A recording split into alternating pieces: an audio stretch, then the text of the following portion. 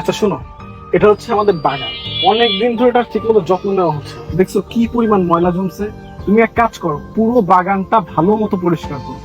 আর এখন বলো তোমার কত টাকা লাগে? স্যার, এই বাগানে তো অনেক ময়লা জমছে, এটা পরিষ্কার করতে তো অনেক সময় লাগবে। আপনি আমারে 1000 টাকা দিয়ে দিন। 1000? আচ্ছা ঠিক আছে, এক কাজ করো, তুমি 1000 টাকা দিয়ে দেবে। ঠিক আছে।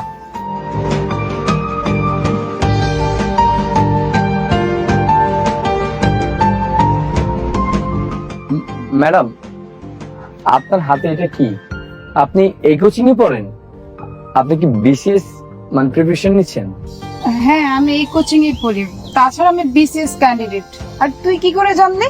না, আসলে কি আমি এই কোচিংটা চিনি।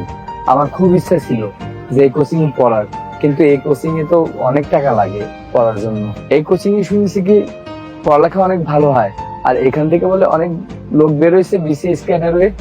ও আচ্ছা, তার মানে তুই এইটাও জানিস যে এই কোচিং এ বিসিএস ক্যান্ডিডেটের স্টুডেন্টরা পড়াশোনা করে? যাক ভালো। আচ্ছা তুই আমাকে একটা কথা বলতো, তুই তো রাস্তা ময়লা প্রকাশ, তুই কি করে জানিস যে এই কোচিং সেন্টারে বিসিএস ক্যান্ডিডেটরা পড়াশোনা করে, বিসিএস এর প্রস্তুতি নেয়? হ্যাঁ ম্যাডাম, আমি জানি। আর আমারও খুব বিশ্বাস ছিল যে এই কোচিং এ পড়ুন, কারণ আমিও তো বিসিএস এর প্রস্তুতি নিতেছি। তাই কি বললি? তুই বিসিএস ক্যাডার হবি? তুই জানিস বিসিএস ক্যাডার হতে গেলে কত টাকার প্রয়োজন হয়? আর তোর মতো সামান্য একটা ময়লা পরিষ্কারকারী নাকি হবে বিসিএস ক্যাডার? হেই, তুই তো জেগে জেগে স্বপ্ন দেখছিস। তুই তো ময়লা পরিষ্কার করে যে টাকা পাস তা দিয়ে তুই তোর সংসারে ঠিক মতো চালাতে পারিস না, তুই এবার বিসিএস এর প্রস্তুতি কিভাবে নিবি? বিসিএস ক্যাডার হতে হলে না এত বড় বড় বই পড়তে হয়, আমার মতো বড় বড় কোচিং সেন্টারে প্রস্তুতি নিতে হয়। আমার তো মনে হয় না তোর বিসিএস ক্যাডার হওয়ার কোনো যোগ্যতা আছে। কি বলো ভাইয়া? তা নয় তো। আচ্ছা তুই কি বিসিএস এর ফুল মিনিং জানিস? হ্যাঁ স্যার জানি। এই থাম, বি বি বি কি বিবি শুরু করেছিস? আমার তো মনে হয় তুই বিসিএস এর বিও বুঝিস না, আবার আসছে বিসিএস ক্যাডার হবে। শোন, এসব স্বপ্ন দেখা না বন্ধ কর। তুই একটা কাজ কর, তুই না বিসিএস ক্যাডার হওয়ার স্বপ্ন দেখা বন্ধ কর, বরং তুই তোর সংসার কিভাবে চালাবি, বেশি টাকা কিভাবে ইনকাম করবি তুই সেই চিন্তা কর। শুধু শুধু সময় নষ্ট করে আর কি হবে বল? তাছাড়া তোদের মতো ছোট লোক ফকিনীরা না ম্যাজিস্ট্রেট কোনোদিনও হতে পারবে না। ম্যাজিস্ট্রেট তো আমাদের মতো বড় লোকেরা হতে পারবো আমরা, কারণ আমরা যোগ্যতা রাখি ম্যাজিস্ট্রেট হওয়ার। কোনো তো দামি পোশাকও জীবনে পরিসনি, আর তুই যে পোশাক পরেছিস দেখে তো মনে হচ্ছে এটা মনে হয় রাস্তা থেকে টুকিয়ে এনেছিস। কি আর বলবো। যাই হোক ভাইয়া, আমি না এর মতো টোকাইয়ের সাথে কথা বলার সময় নষ্ট করতে চাচ্ছি না। এই তুই যে বিসিএস করতেছিস, তোর কি বিসিএস ক্যাডার হওয়ার মতো যোগ্যতা আছে? তুই জানিস কত টাকার প্রয়োজন হয়? আমার বোনকে দেখ, কানাডা থেকে পড়ালেখা শেষ করে এসেছে, পিএইচডি কমপ্লিট করে এসেছে, এখন বিসিএস এর জন্য প্রিপারেশন নিচ্ছে।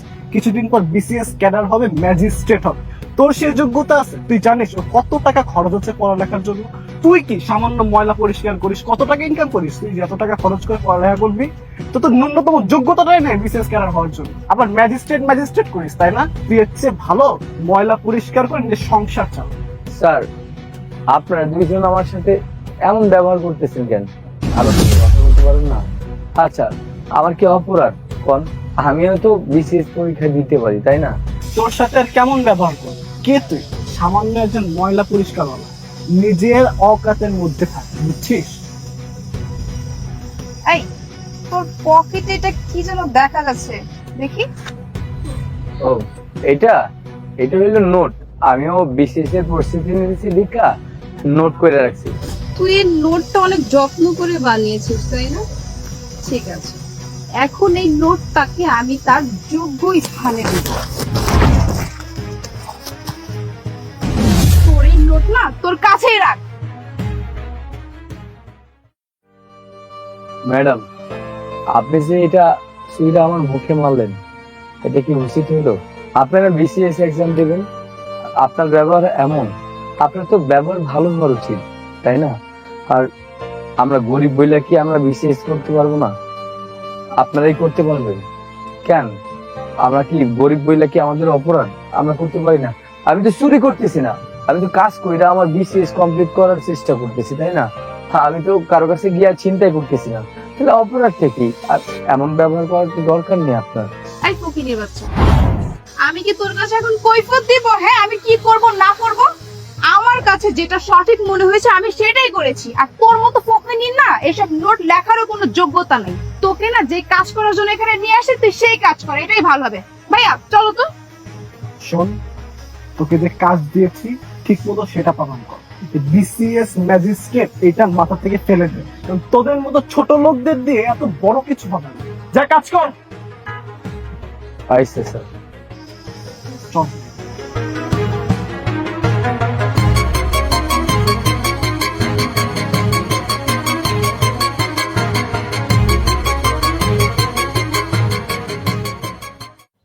আচ্ছা, তুই কি শুনেছিস আমাদের এলাকায় নতুন একজন ম্যাজিস্ট্রেট আসছে?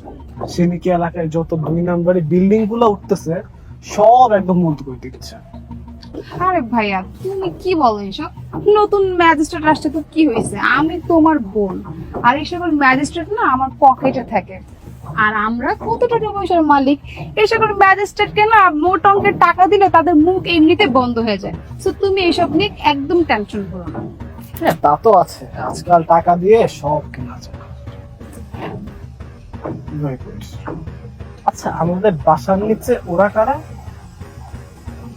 হ্যাঁ তাই তো, এরা দুইজন আমাদের বাসার নিচে কি করছে আর আমাদের বিল্ডিং নিয়ে কি যেন বলছে। দেখো ভাইয়া, হাতে কাগজ কলমও দেখছি। আয় তো, চলো। স্যার প্লিজ দেখেন কয়তলা করার কথা ছিল আর কয়তলা এই তোরা কারা? হ্যাঁ, আমার বিল্ডিং এর সামনে দাঁড়িয়ে আমার পারমিশন ছাড়া আমার বিল্ডিং এর তদারকি করছিস?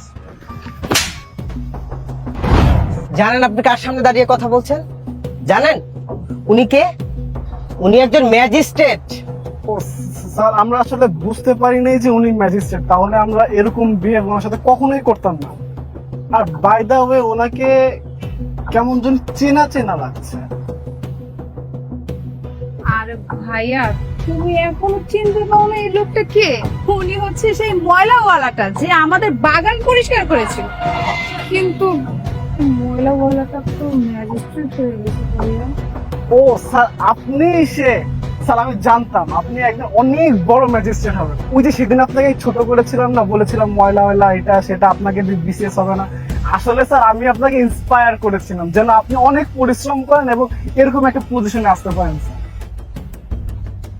এখন এইগুলো কথা কেন বলা হচ্ছে?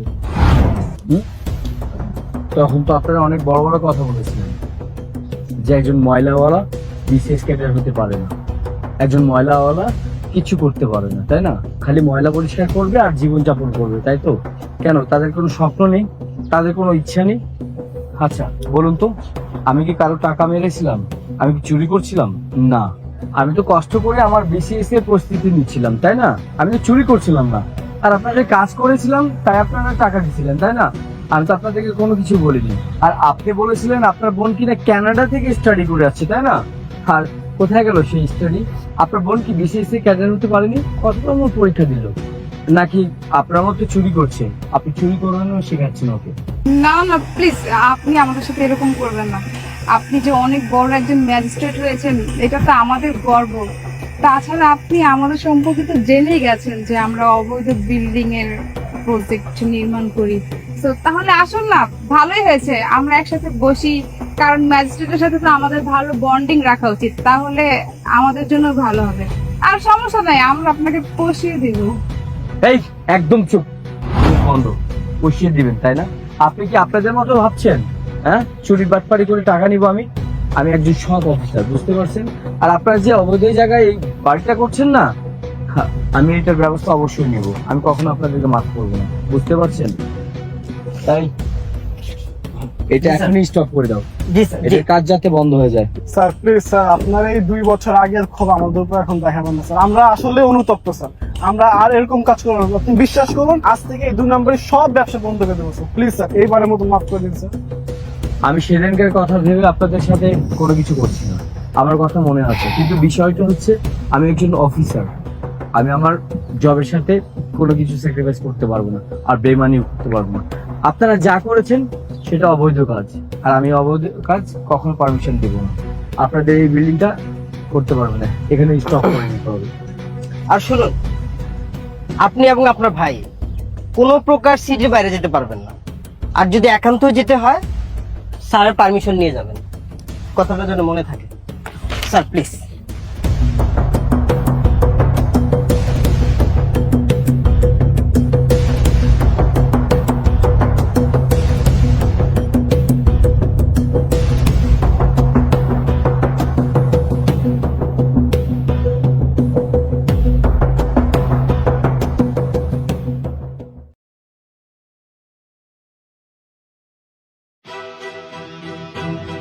এই যাবে?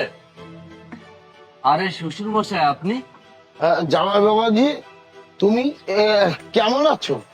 জামাই বাবাজি কেমন আছে সেটা তোমার পরে জানলেও হবে। তুমি এখানে কি করছো? হ্যাঁ, তোমাকে না আমি বলেছি তুমি তোমার জামাইয়ের এলাকার 30 সীমানায়ও আসবে না। আরে না মা, একটা প্যাসেঞ্জার নিয়ে আসছিলাম, তাই অনেক হাঁপিয়ে গেছি, একটু বিশ্রাম নিচ্ছিলাম। তা তোরা কোথায় যাবি? ওঠ, আমি এগিয়ে দিচ্ছি। আমাদেরকে তোমার কোথাও নিয়ে যেতে হবে না, তোমাকে আমি সাপ সাপ বলে দিচ্ছি তুমি এই এলাকায় আর কখনোই আসবে না। তুমি একটাবার ভাবো তো, এই এলাকার লোকজন যদি দেখে আমার বাবা একজন রিক্সাওয়ালা, তাহলে আমাদের মান সম্মান থাকবে?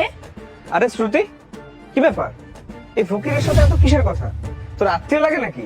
আরে তুই এসব কি বলছিস? এসব ছোট লোক রিক্সাওয়ালা আমার আত্মীয় হবে?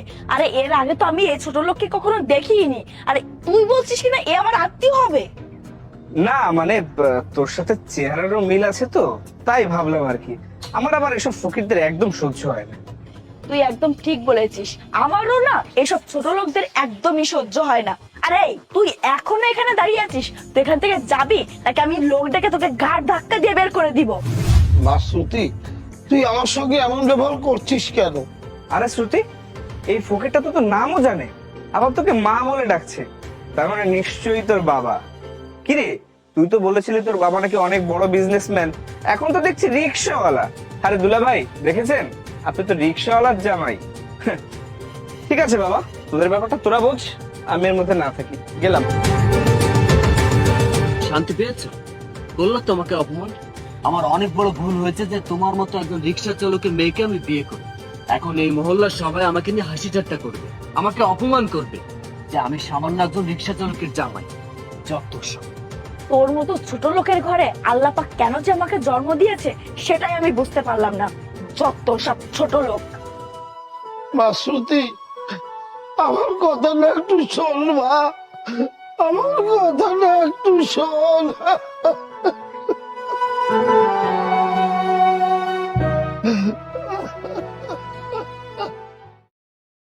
বাবা, বাবা মানে? আপনি কাকে বাবা বলছেন? আমি একজন রিক্সাওয়ালা, একজন অটোওয়ালা। আচ্ছা, আপনি কোথাও যাবেন? ওঠেন, আপনাকে আমি পৌঁছে দিচ্ছি। বাবা আমি ভুল করে ফেলেছি, আমাকে তুমি ক্ষমা করে দাও। আপনি মনে হয় কোথাও ভুল করছেন। আমি কারো বাবা না, আমার একটা মেয়ে ছিল, সে মরে গেছে। বাবা আমি মানছি আমি তোমার সঙ্গে অনেক খারাপ ব্যবহার করে ফেলেছি, আমাকে তুমি ক্ষমা করে দাও। আমি অনেক বড় একটা বিপদে পড়ে গেছি বাবা। আচ্ছা, আমি এই কাজ করছি, আমার কাজ আমাকে করতে দেন, আপনার কাজ আপনি করুন। বাবা জানো, আরিফ আমাকে ডিভোর্স দিয়ে দিয়েছে।